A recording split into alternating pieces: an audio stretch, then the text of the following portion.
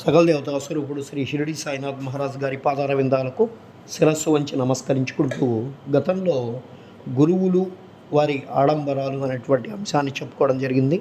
సాయిబాబా తన గొప్పతనాన్ని ఎప్పుడూ ప్రదర్శించేవారు కాదు. వారికి దేహాభిమానం ఏమాత్రం లేకుండేది, కానీ భక్తుల యందు మిక్కిలి ప్రేమ మాత్రం ఉండేది. నియత గురువులని అనియత గురువులని గురువులు రెండు విధాలుగా ఉంటారని చెప్తారు బాబా. నియత గురువులు అనగా నియమింపబడిన వారు, అనియత గురువులు అనగా సమయానుకూలంగా వచ్చి ఏదైనా సలహా ఇచ్చి మన అంతరంగంలోనున్నటువంటి సుగుణాలను వృద్ధి చేసి మోక్షము చేరునట్టు చేయువారు.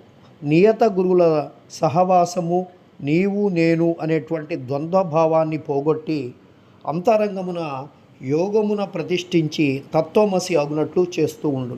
సర్వ విధములుగా ప్రపంచ జ్ఞానమును బోధించు గురువులు అనేకులు గలరు, కానీ మనలనెవరైతే సహజ స్థితి యందు నిల్చున్నట్లు చేసి మనలను ప్రపంచపు అంచుటకి అతీతంగా తీసుకొని పోయే వారే సద్గురువులుగా చెప్పుకుంటాం. వారే సమర్థుడైనటువంటి సాయినాథ్ మహారాజ్ గారు